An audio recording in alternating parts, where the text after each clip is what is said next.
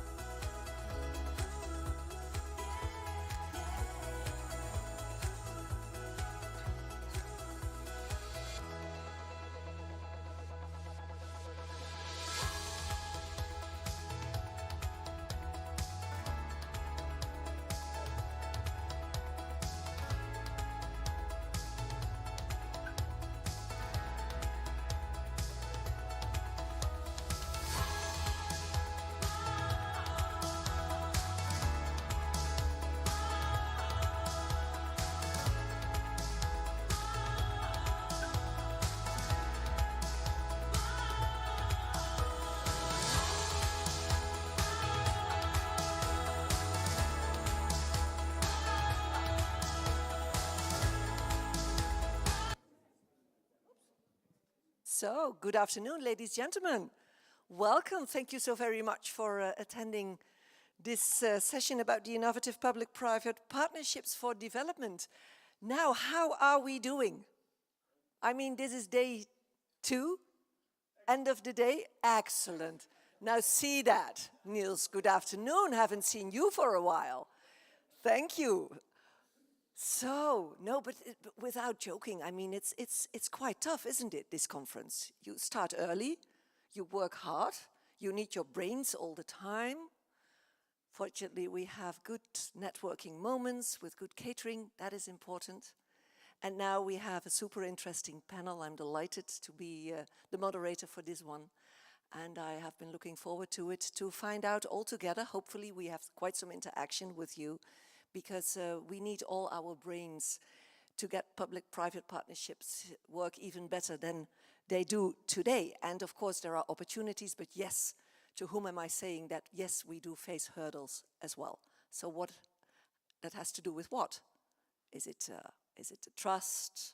Is it communication? Is it a time? Is it a lack of time? Is it a lack of shared ambition and goals? What is it? And what at the end of the day is it we want to achieve all together as public and private partners? So that is what is here centrally discussed here today.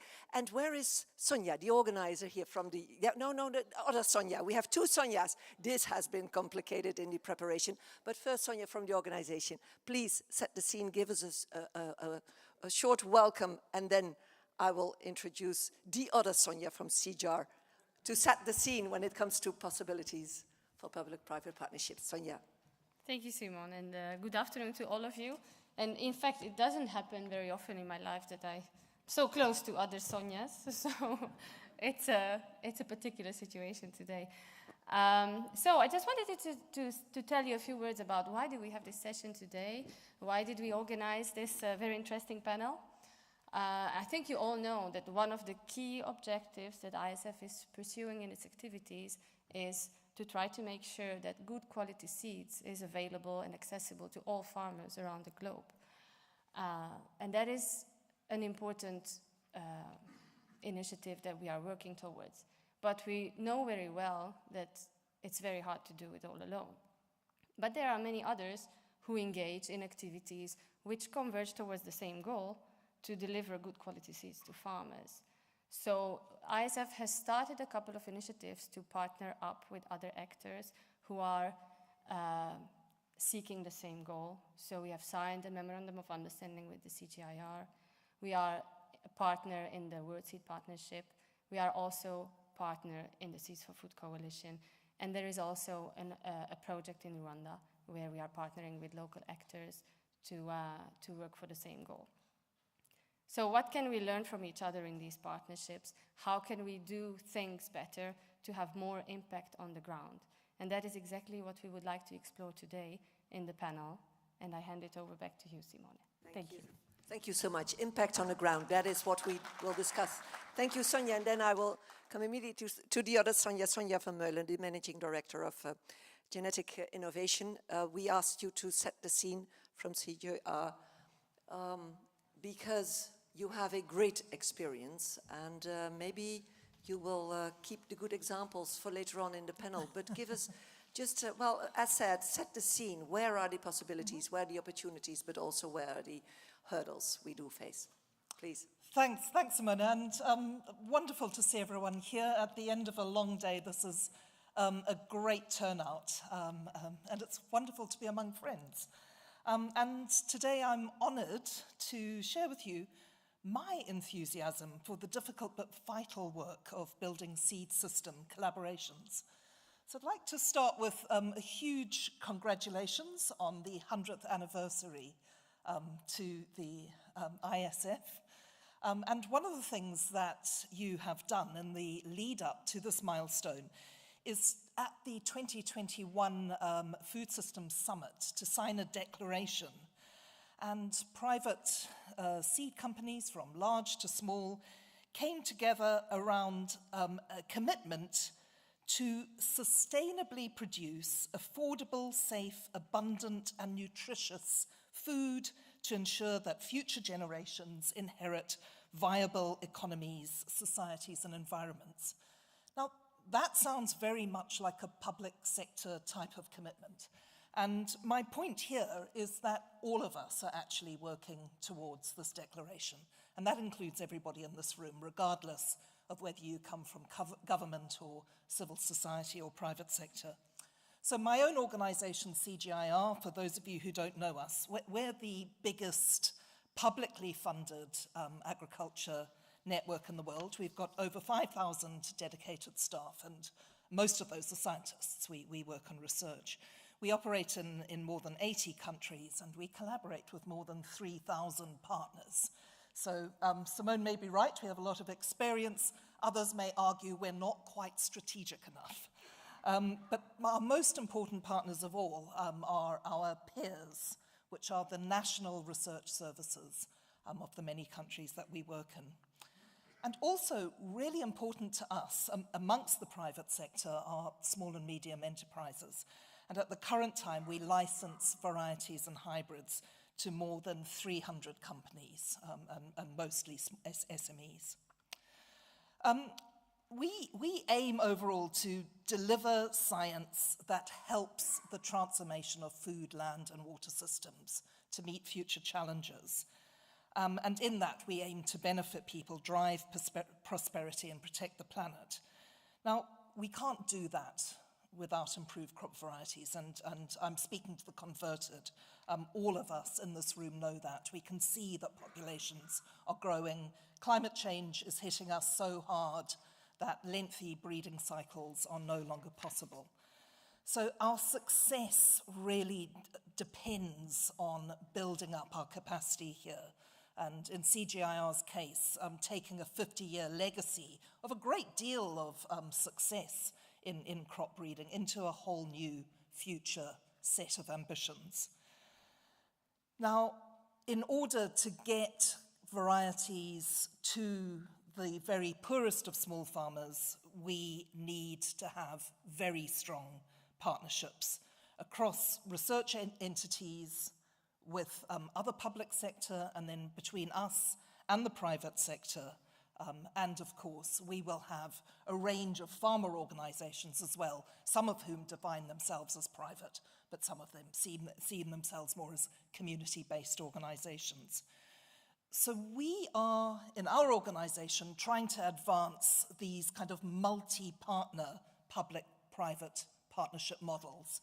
And this is what we're here today to discuss. I've promised not to share examples in the introductory keynote, but I'm certainly going to be sharing some great examples and what we've learned from those, good and bad, during the panel. So to move on in the talk, we have recently, as my fellow Sonja mentioned, joined forces with ISF by signing an MOU. So it's an exciting new step for us between our two organizations. And of course, the way that the MOU will really take action is through a set of concrete initiatives, mainly at regional and national level.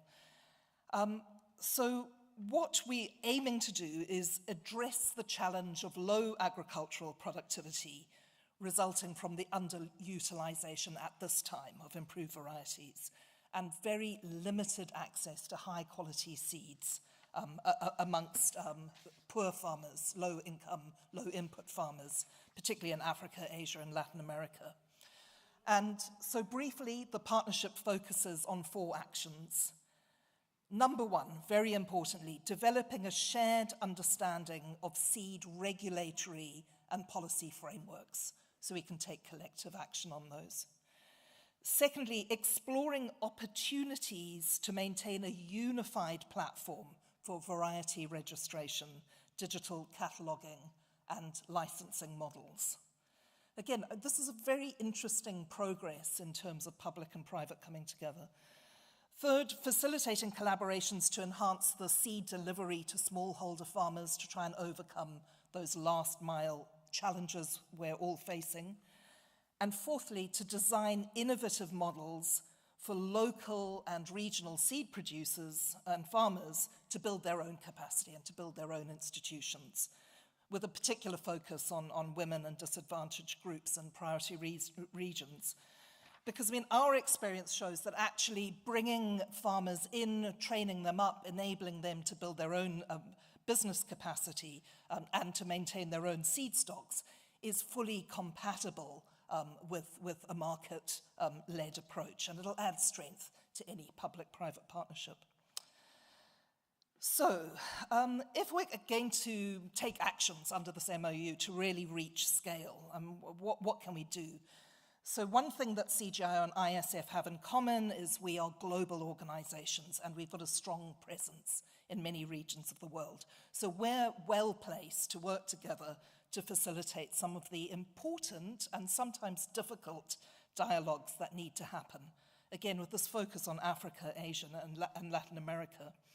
So we need to use those dialogues to really problem solve in each of those regions. And the problem solving comes around both what we do in terms of the business models and also what we do in terms of the regulatory environment. So just as an example, this very last week, some of you were probably there, there's been a brainstorming event that we've co-convened with seed companies from Asia and Africa. And it's what the brainstorming event did was it looked at the problems being faced in Africa, and with a special focus on the non-hybrid value chains in this case, and then looking at the experience from Asian seed companies. What had they done to unlock some of these problems, to provide some practical ideas that could possibly be applied in the African context? And then also looking at the opportunities for both Latin American and Asian companies to operate in Africa. Now, I wasn't at this dialogue myself, as I say, some of you in the room were, and the two organizations together will produce a white paper so that all of us can catch up on some of the practical recommendations and plans there. I've been asked to bring us to the panel now. I've been asked to just identify some of the bottlenecks and opportunities. The most basic bottleneck of all is actually information sharing. Public sector and private sector need to know what each other are doing and what each of us can bring to the table. So ourselves now, we've finally got to the monumental task of producing a seed catalogue to provide much more clarity on our own offer around varieties. And of course, you know, we're here this week to learn so much from the private sector who are present. Another core challenge, certainly from our perspective, working with poor farmers, is around benefit sharing. You know, we are trying to generate global public goods, and we absolutely need private sector to take those innovations to scale. On the other hand, we need to ensure that benefit actually returns to the very poorest of farmers and consumers. And this opens up the whole space of licensing agreements and frameworks and what we put into those. To rise to that particular challenge, we've just put in place a new public-private licensing framework that we hope is going to be both user-friendly and equitable.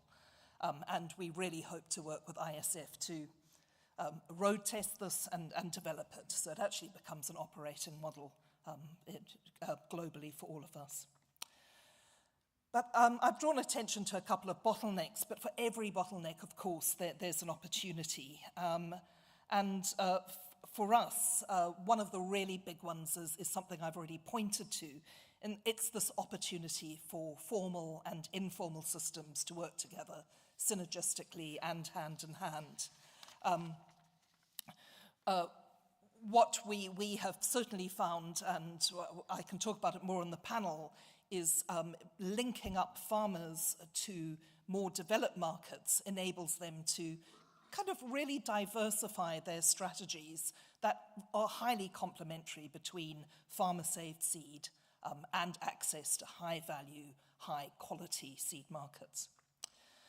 One other thing that we're seeing that it's worth drawing your attention to is a rising interest in improving a wider variety of crops, moving beyond cereals, moving beyond the most commonly grown vegetables, for instance, to what are sometimes called orphan crops or opportunity crops. And a leader here is now the multi-funder program called the Vision for Adapted Crops and Soils, which is is supporting both public sector and SME breeding in new opportunity crops, which include amaranth, bambara groundnut, finger millet, okra, pigeon pea, sesame, and taro. And there are also potential business opportunities for seed companies in self-pollinated crops, and this is where public sector can help because of the risks and the uncertainties that we understand and appreciate and can help mitigate. Lastly, we do also, there is a role for public sector in hybrid crops. Certainly, we are able to provide and supply forward-looking, by which I mean climate-resilient, disease-resistant varieties to private sector, particularly small and medium enterprises that have more limited R&D capacity. And then the very final key opportunity to flag is the role of the private sector and private sector networks and farmers' networks in building farmers' awareness and their uptake. Our recent work in India, led by a colleague in this room, showed that actual adoption of seeds was 50% higher when varieties were demonstrated via these small business networks. So, in closing, you can see that there's much promise and there are many challenges to solve. And addressing our common bottlenecks and opportunities presents a powerful chance to use innovative public-private partnerships to achieve more on the ground. And we know that with science we can improve crops, and with partnerships we can make sure those crops are planted by communities. So in conclusion, CGIAR is looking forward to working in close collaboration with ISF and with all private sector partners to make sure that this happens. And together, we will make the changes needed not only to deliver improved seed, but to deliver a better world. Thank you. Thank you so much, Sonja. Please take a seat, pick one out, and please, panelists, step forward, all together, all at once, and then, yeah, you may take whatever you want. Well, now, do we all have a chair? Yes. Ibrahim, that's yours. Take that one. Well, that is great. Yes, ladies and gentlemen, see here, my honored panelists, we are really looking forward to hear about the public-private partner initiatives you are involved in. And of course, I would like to challenge you to share with us the most exciting ones in order for us that we can learn where it goes well, where it goes wrong, and also maybe in line with everything Sonja told us earlier. But first, before we dive into your initiatives, maybe just have a short introduction round. I would like to start with you, Willem Schouwstra, Director from CTNL. Thank you for being here with us. Just in a couple of words, CTNL, it is a public-private thing in itself, isn't it? You're completely right, and thanks for being here. It's wonderful. So, and thanks for sharing us, having us with you. And indeed, CTNL is a public-private partnership by itself, and we try to initiate and support public-private partnerships. So we can also use our own experience with how a public-private partnership is functioning, how we can, let's say, catalyze, support public-private partnerships abroad. Yeah. Because CTNL is there. It is a public-private partnership between the Ministry of Agriculture in the Netherlands, the Ministry of Foreign Affairs in the Netherlands, together with Plantum, the branch organization for, I think you all know what Plantum is who are here, for seeds in the Netherlands, and the Dutch Potato Organization in the Netherlands. And together with the broad knowledge network in the Netherlands from civil society, research, government institutes, and private sector together, we joined forces to see how we can boost partnerships in the Global South. And we do that by shared knowledge and shared learning through all the endeavors that we have already done through the Netherlands, and to see how we can learn from those endeavors and bring them into new partnerships. Well, great to have you. We will learn from you. Just what are you by training? What is your background? Just I'm an animal, curiosity. Thank you for asking that. Strange question, huh? I'm an animal scientist. Well. So I come from the animal husbandry side, and the connection to seeds is very close, because also animals need to be fed, and mainly by plant materials, and they also need seeds. So the connection is quite easy, and now full in the plant sector. So thank you for asking that. Yeah, great. Then Andrew, hello. Good afternoon, Andrew. Yeah, good afternoon.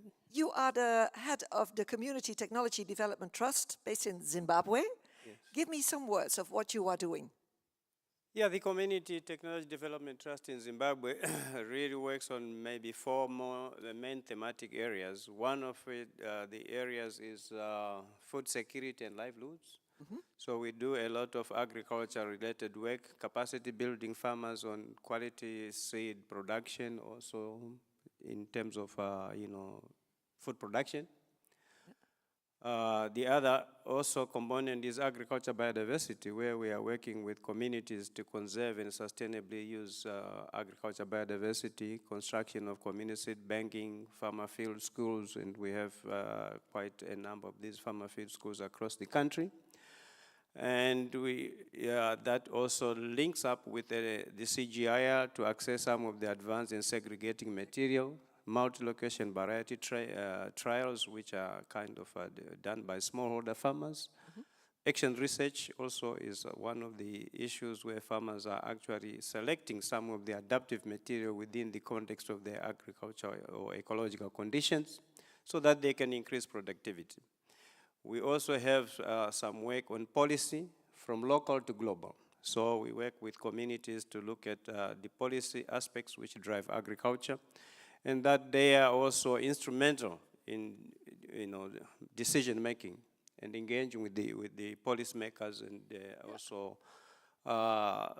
putting on the table the kind of policies they think is important for them to do. Then we work also on the environment and climate change issues, so that then the farmers also have a say in terms of climate change, since it impacts them negatively, and then select those crops which are adaptive, and also look at the diversity of agriculture, biodiversity, which is adaptive to their local conditions. Wow, great. Yeah. Thank you for this introduction. Let's fly from Zimbabwe to Ghana. Huh? Ibrahim Abdulrazak, Cluster Lead Specialist at FARA. You said to me earlier, we might think that everybody knows exactly what FARA is doing, but maybe just in a minute, because is that so? Tell us that we have the right update. Well, thank you very much. And to be clear, I'm from Nigeria. So FARA is the Forum for Agricultural Research in Africa. We are sort of a technical arm for the African Union on matters related to agriculture, science, innovation, and so on. And in that context, and in the context of this panel, FARA also serves as the secretariat of what is known as the African Seed and Biotechnology Partnership Platform. So this is a platform that implements the African Seed and Biotechnology Program, which is, if you like, I think the highest authorizing environment for strengthening seed sector in Africa that is linked to CAADP. CAADP is Comprehensive Africa Agricultural Development Program. Right now there are discussions around the post-CAADP, post-Malabo processes and strategies. So we are the secretariat of that, the partnership platform that drives that program. Most members of the platform are actually from the CG centers. In fact, I'm here with the co-chair of the steering group of that committee, Dr. Chris. Yes, so we've been the secretariat. Within the platform, there are different working groups. There's working group on animal seed, on policy and regulatory issues, access to biotech, farmer managed system, issues around access, benefit sharing, and so on. So as the secretariat, we coordinate that. And Great. Okay, I'll stop here. Yeah, stop here, because, but it is so insightful, because this is also the moment that we have these kind of updates of what everybody is up to. What are you by training, if I may ask you? So by training, I am a molecular biologist. I got educated in the Embrapa system of Brazil. I was there for about 9 years. Oh, wow. Se tiver brasileiro aqui, a gente tamo junto, tá? Okay. Yeah, great. So I was trained in Embrapa Center for Genetic Resources, Synergy. And where are you based? Now, currently in Accra, in Ghana. In Ghana, yeah, that's why. That was my confusion then there. Okay. Andrew, what was your training? What? Agronomy. Ah, yeah, great. Yeah. Just, it's my curiosity. Philippe, hi. Wonderful to have you, Philippe Lisigny. Great from Bayer, chair at ISFCG, Market Access and Trade. But give me some insights what you are up to. What is dominating your agenda these days? So what is dominating my agenda at ISF? As you said, I was proposed to chair this newly created coordination group a little bit more than 2 years ago, what we call now the Market Access and Trade. And among many things that we have on the agenda of this group is to try to get out of something of the a key strategic driver of our association, which is about seed system inclusiveness. Okay, we all know that during decades we were opposing in some parts of the world the formal that was, to be clear, firstly represented by the private sectors, which are made of the members of our International Seed Federation, with other systems which we call informal systems. And clearly we have to get out of this opposition and to look for commonality in order really to serve the outcome that we are all sharing for the benefits of the farmer and the impact on the food security everywhere in the world. So this is what is on the the agenda, and this is why I think I was asked to be part of this panel today. Super, super exciting. Thank you for being with us. Yeah. And then Arnold Puegdalisac, President of the World Farmers Organization. What do you think? Does that need further explanation, what you do? I can explain that. Thank you. Hello to everybody. Good afternoon. World Farmers Organization represent 81 farmers organization in 55 countries. We are based in Italy, close to the lobby to FAO and the other, and their sisters. And myself, I'm farmer in Normandy in France. You? Yes. What kind of? I'm a poultry and beef meat, but also a crop producer. You know, we are very wise in Normandy, and we produce at the same time crops and animal. And as our General Secretary tell frequently, we practice sustainable agriculture. And it's easier when you have both crops and animals. Okay, do you agree? Yes. Yeah, thumbs up. Yeah. Now, Sonja, you were saying in your opening speech, because without further ado, now let's dive into those public-private partnerships. Where does it work? Where does it not?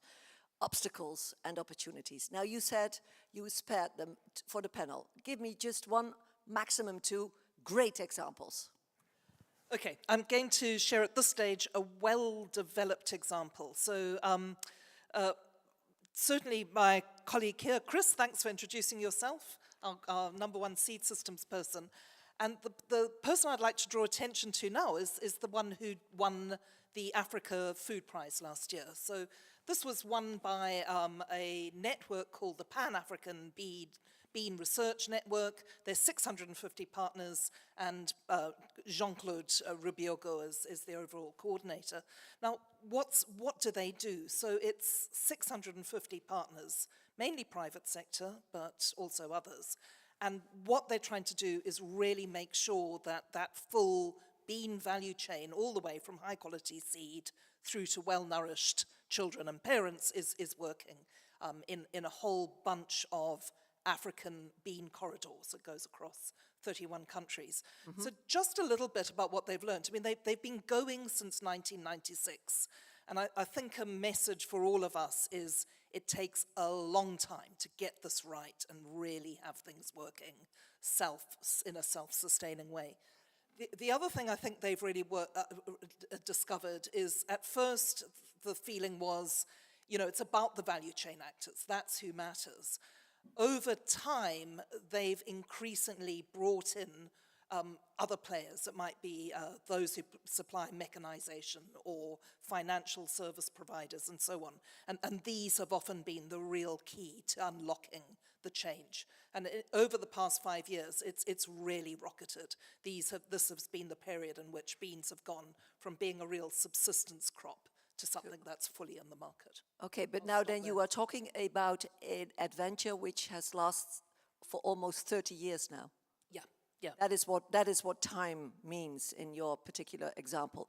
But then you said just before that the difficulties often is information sharing, but also benefit sharing. Now, tell me benefit sharing in this particular example. Yeah, so what we're working on is trying to get to the situation where, so currently under the plant treaty, there are requirements for benefit sharing when particular genetic material is used out of publicly held gene banks. What we're trying to move to is a situation where there are, in addition, some form of voluntary payments, because what we've learnt with the plant treaty is that we don't often meet the threshold by which companies would be paying in.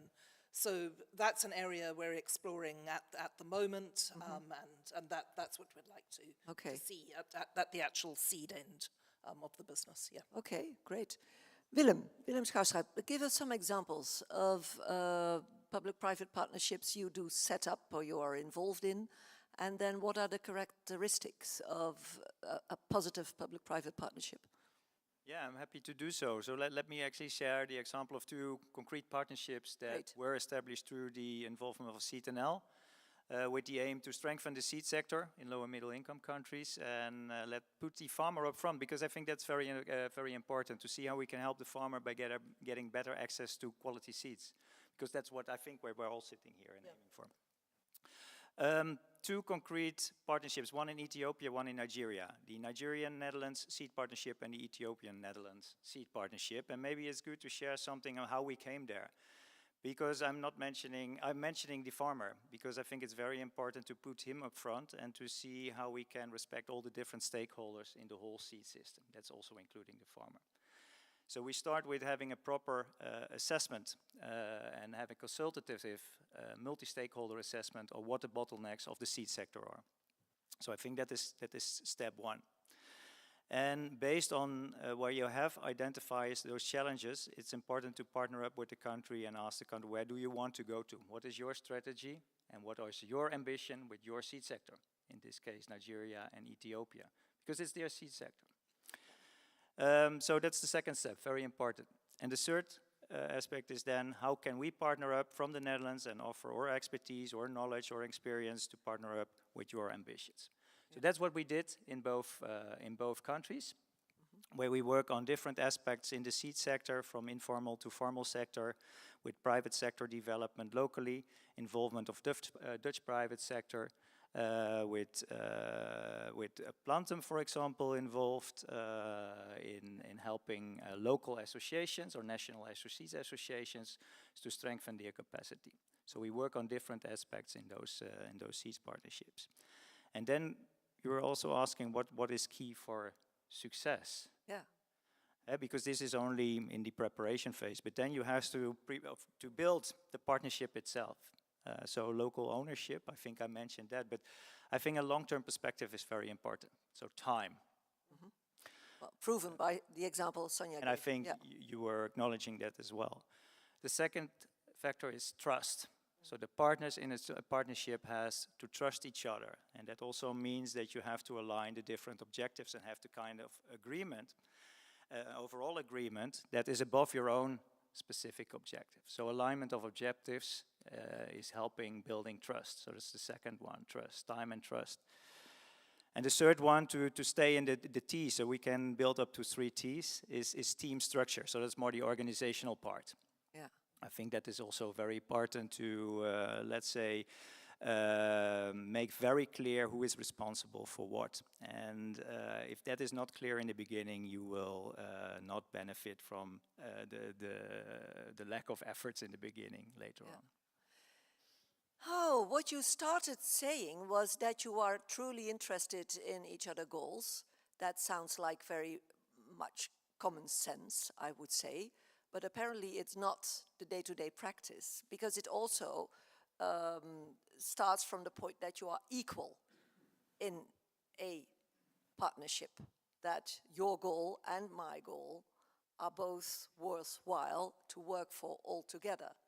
But then trust, that I think is a difficult one, because trust is gained over time. Trust must be proven day after day.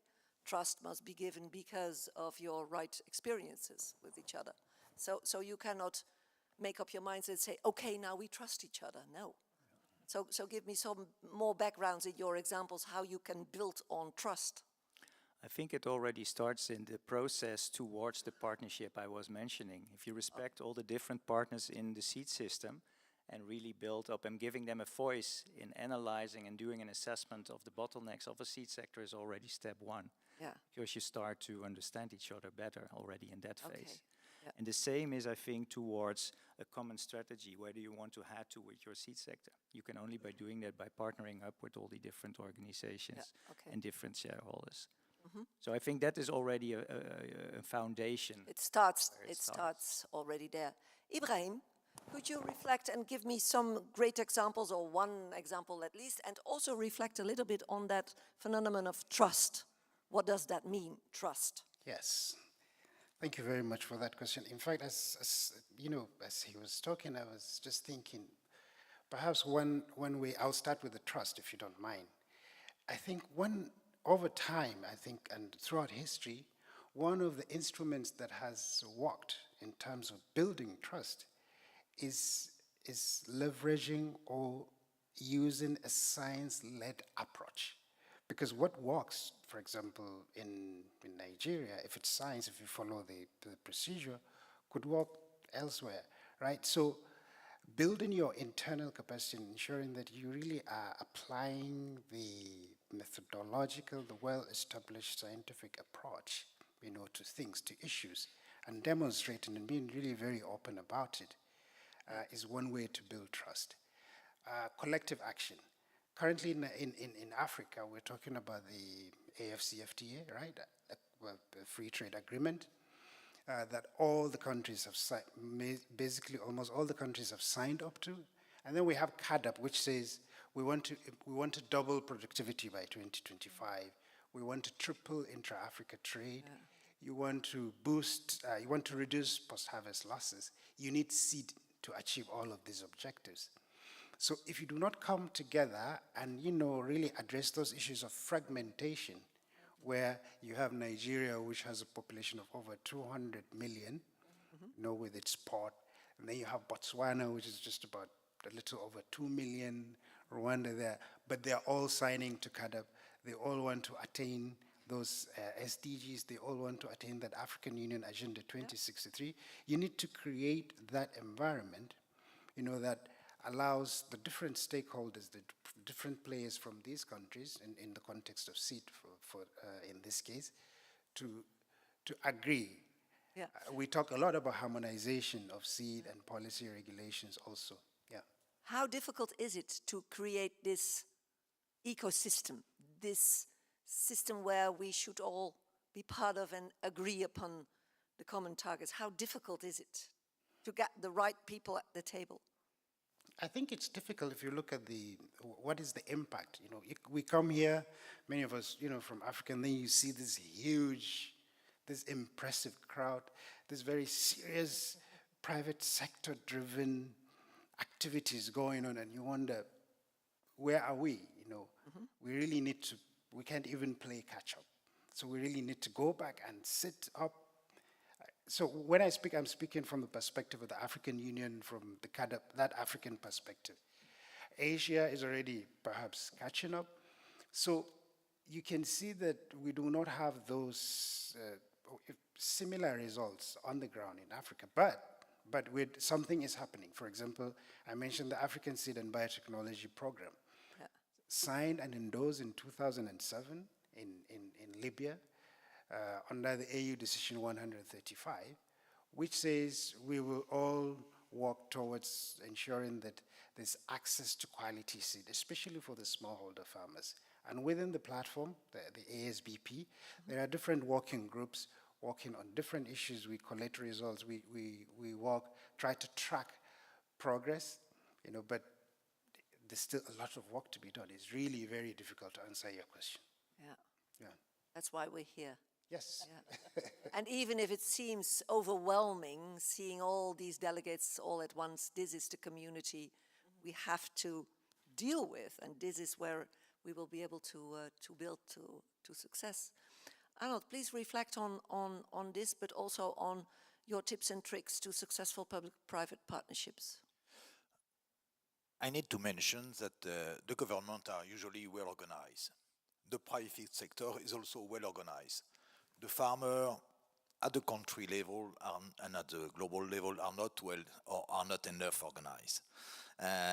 When you see that in the developed country, farmers represent less than 10% of the active population, frequently 1 or 2%. But they have a certain power in the system. When in developing country, they represent 80% of the population, but they have not enough weight in the debate. And they are not enough weight organized. And I will name some country where really the farmers are well organized. In Africa, I am always thinking at KENAF in Kenya, who represent 842,000 farmers. More than 20% of the farmers in Kenya are members of this organization. And really, they make a good job. And they can discuss really with the government. They have a voice, and they are serious. And when the Dutch invest with the government in Kenya, in a factory who transform the geothermal energy into nitrogen and after into hydrogen and after into nitrogen. It's because in front of that you have really the farmer who are well organized and who want to have this project, and the Dutch enterprise and the Kenyan government can't count on these people.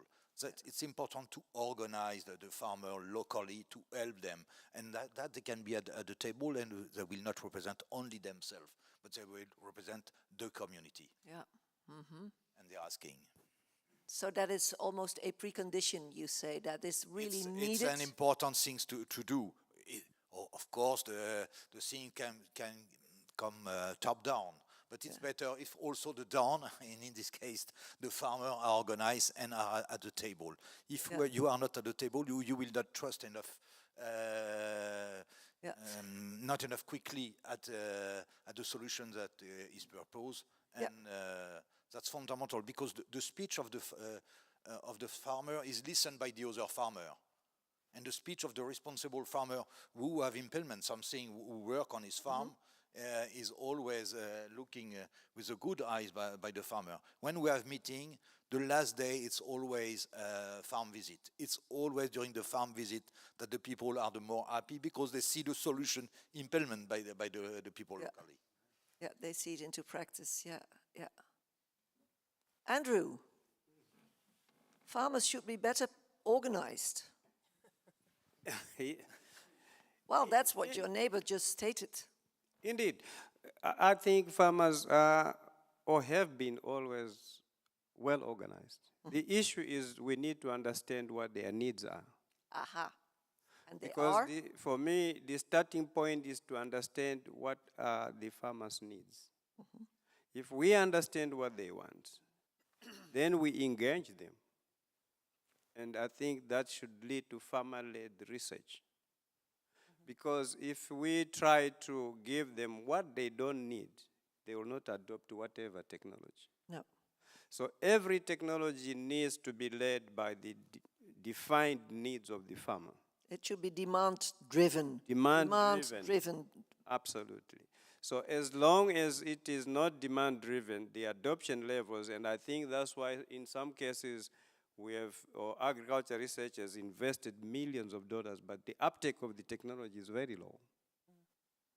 Unless we understand and respect the farmer to tell us what they need and what they require, then it becomes very easy. Yeah. Can you give us a good example from your experience? Yeah, from our experience, I think we have worked with smallholder farmers, consulted them on what they need, the kind of varieties which they want, and we managed to actually engage with research to access a diverse of material, put these farmers in multi-location variety trials, and let the farmers select those materials which they feel is adaptive to their ecological conditions. A good example is we had one very good variety also from research of sorghum. Yield very highly, but the problem was that it was too short.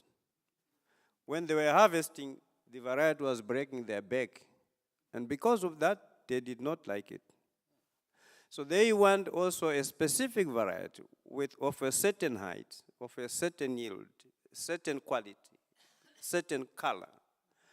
And once they identify and say this is the variety which they want, it was easy for them to adopt that technology.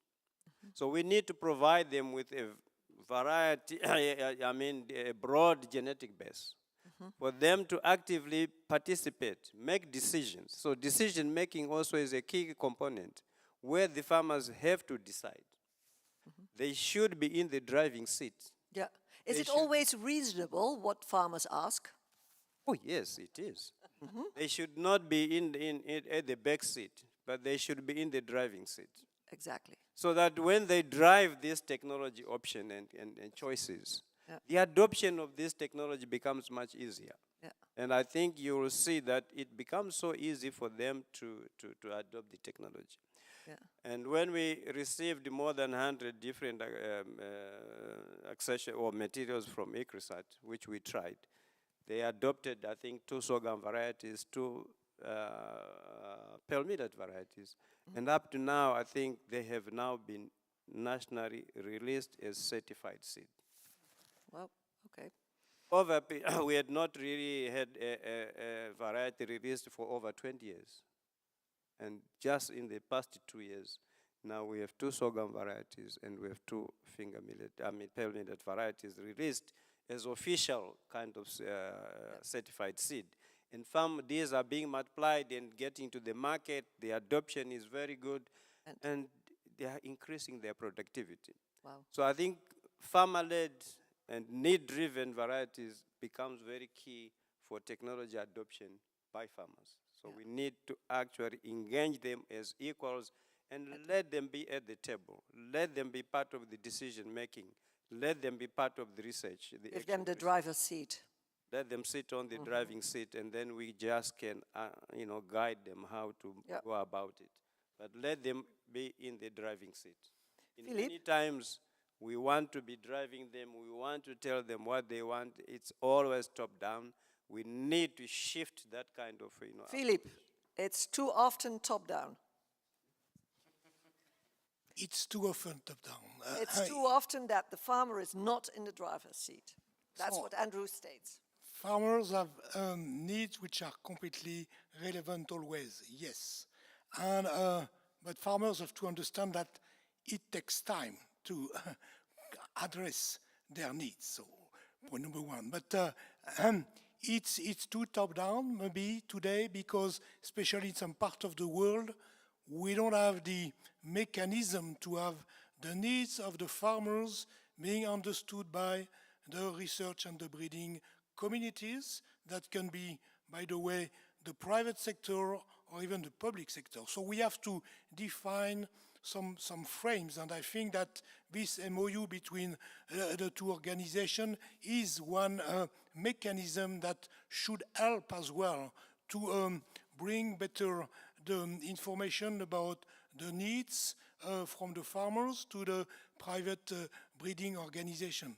But also what I want to say is that as a farmers, as anyone, you know what you know, but you don't know what you don't know, right? So there is also the needs for the breeding industry to demonstrate to the farmers what are the innovations, Possibilities. Availability, the possibilities, exactly. And this is some work that also requires some actions like demonstrating, bringing some new varieties in given environments and showing to the farmer community what this could bring in terms of increased yield, in terms of pest tolerance, in terms of addressing all the new challenges linked to climate change, etc. So it has to be both ways, listening to the needs of the farmers and presenting, highlighting, finding ways to have all those farmers touching what is possible today and tomorrow in terms of innovation to address their needs. Yeah.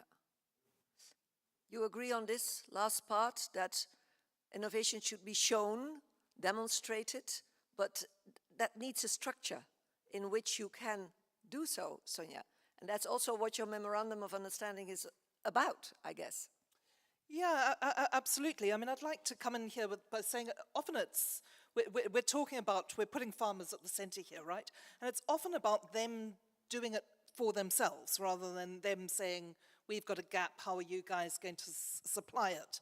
So I'll turn to my other example, which is we do also have another World Food Prize winner from last year who's in the room with us, who's my colleague Swati Nayak. And she and her team won at the World Food Prize Award last year the Norman Borlaug Field Prize. Now, what did they do to achieve that? I mean, what they recognized was that across India and Bangladesh, we're seeing farmers wanting quality seed, but not being able to get it. I mean, we just don't have that supply available in their rural markets. And so that seemed to be a gap where farmers themselves could step up to be the seed enterprises, to be seed multipliers and local distributors. So the case there was talking to these farmers about what they needed to do to develop that business acumen. Traditionally, a lot of that type of work has focused on increasing their capacity on the technical side. I mean, literally, how do you keep seed clean? How do you reproduce it, and so on?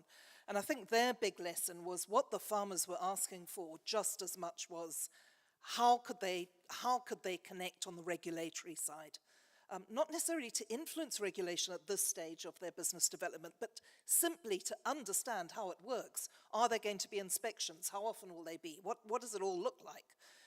And then also on that business development side, how do we kind of make sure that we produce seeds to numbers? How do we estimate what we're going to produce, what our profit margins will be, and so on?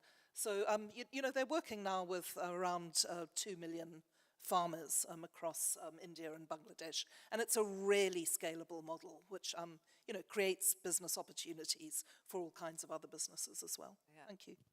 Yeah, Philippe? Yeah. Just to add to this, I think it's important that those farmers who are multiplying the seeds understand what the rules are.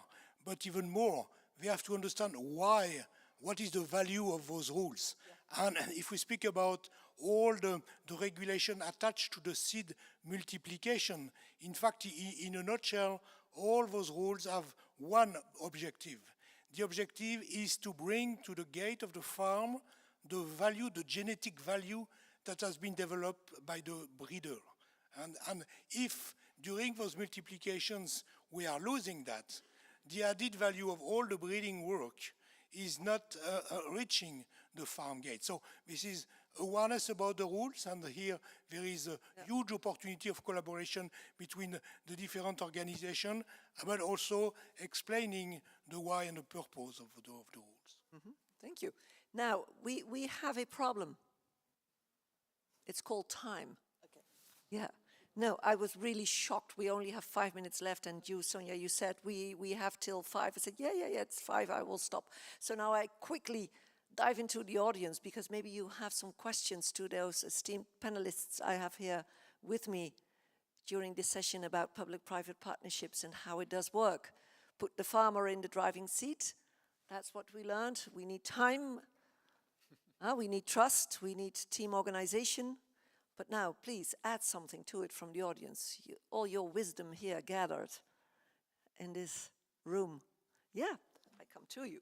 No, maybe there is, I have a colleague, where is she?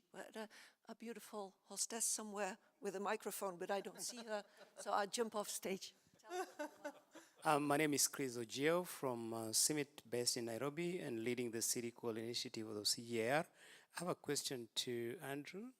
He specifically mentioned about availing diversity for farmers to make choices, which is a good thing. But I think I would like to hear maybe from you and maybe from people from the seed industry to share their experience in terms of how many varieties you could release to a specific market segments that the farmers would be able to make choice of. Because sometimes I argue and I get counter-argument from breeders from a seed systems perspective that I'd rather have one variety released by a breeder over a period of 40 years, a breeder who has served for 40 years, his variety occupying 40% of the area under the crop in a country, than a breeder who has successfully stayed for 40 years and released 40 varieties occupying zero area of under the crop. And I get a rebuttal, like farmers need diversity, so you have to give them more varieties. How many should we release per year in a particular market segment? And at what intervals should we release the next one? Otherwise, they'll be having too many varieties and struggling with the choice. And you've brought a new one. They have not adopted the old one. You have another one. They're struggling. How many? How does it work? So, Andrew, how does this work? Indeed. Well, when you look at the African ecology, it changes rapidly.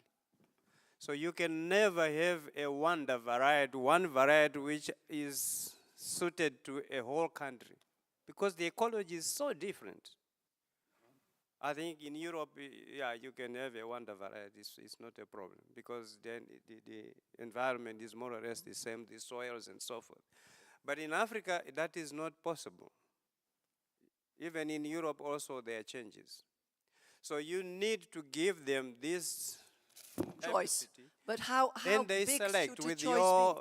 excuse me? How many choice do they need? I mean, that was one of the questions. Do we need 10 varieties? Do we need, and Some how of often? them, they need varieties which have a longer stock, so that when they harvest, they use it for construction. Some of it, they use it for firewood. So in our experience, they use these varieties for various purposes. Some of them are ceremonial, some of the cultural ceremonies. So it varies. So you need to have a reasonably number of varieties.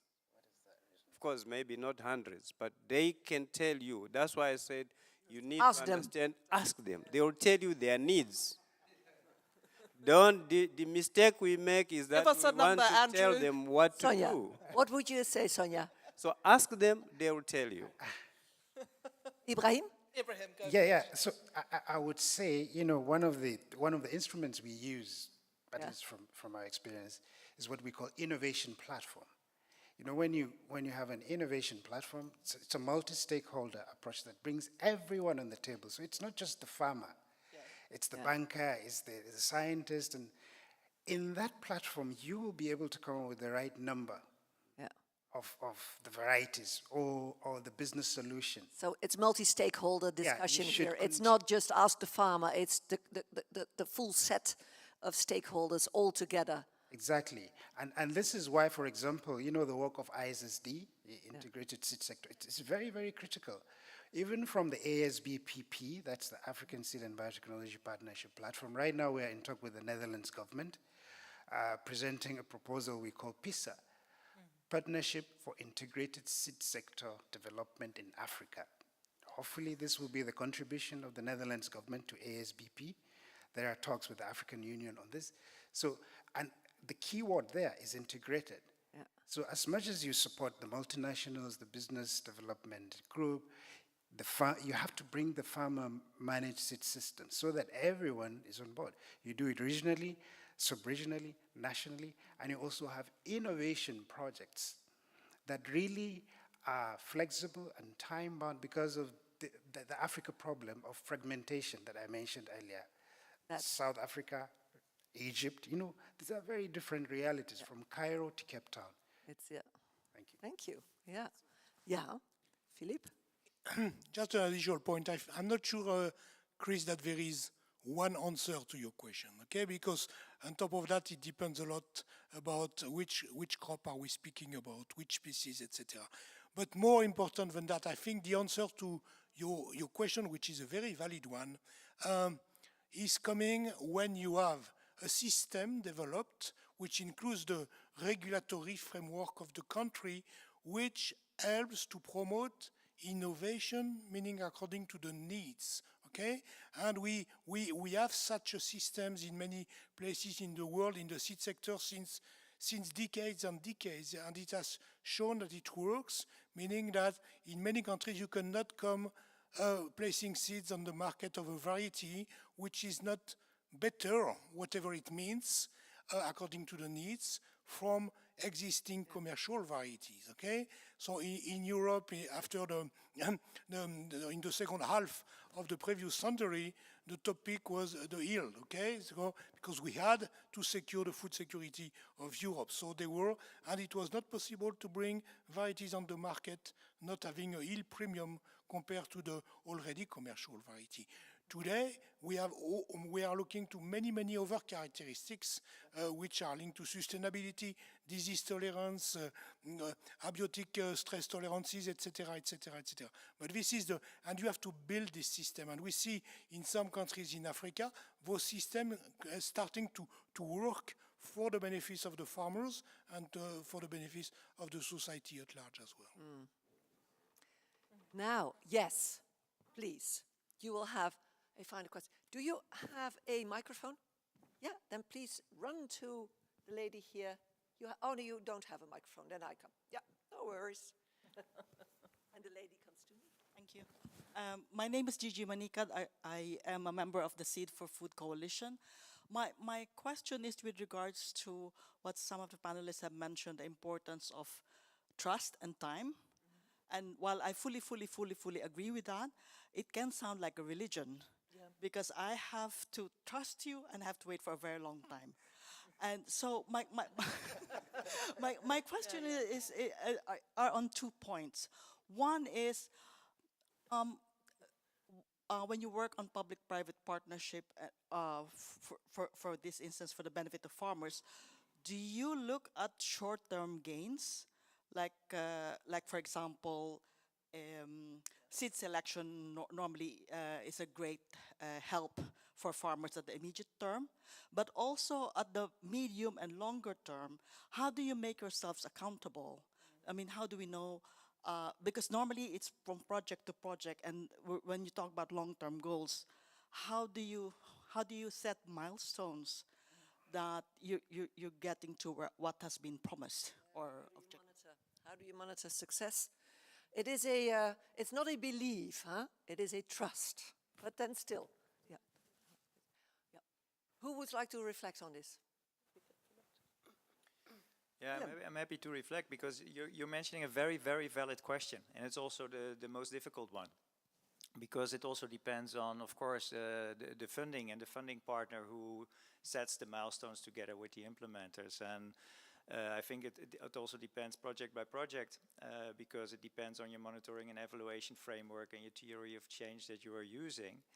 But I think also to keep the trust, you need also impact at the beginning, because you want to see results. And that is not always measurable, also in the partnerships I was mentioning. And that's also what I want to say. If you want to learn more from those partnerships, we have the local partnership leads here in the room. So Mohammed and Chinedo from Ethiopia and Nigeria, they are here. So this is also for the after debate, I think very good to liaise also to them to further discuss on this kind of questions. But we're also here to talk about partnerships. And I think partnerships are also there, and that is also the benefit of partnerships next to regular programs that implementing more linear things, is that you do on co-creation.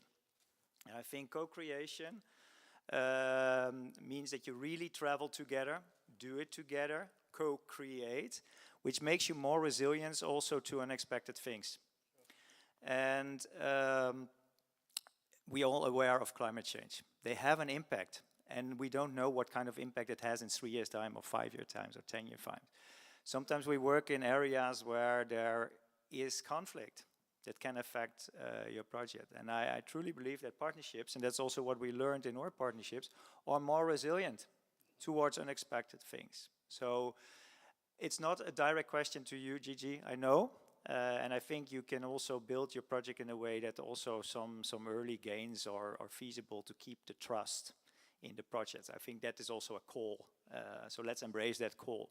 Yeah, and then you get to that short and middle term, to manage the expectations if you do co-create. That's the right setting of the scene and the table. Now, ladies and gentlemen, we have to close down. I got a signal that this is really it. I am so sorry, because we only touched upon the subject. It is too short. I am very long term. It's long term, yes. We should have more time from the organization, but I thank you so much, because you gave a great contribution. May I have a warm thank you, an applause to Ibrahim, Sonja, to Philippe, Willem, Arnold, and Andrew. Thank you very, very much. And yes, take the after talk, and maybe there are more drinks served or whatever, so make sure that you have a continuation of this discussion. Thank you very much.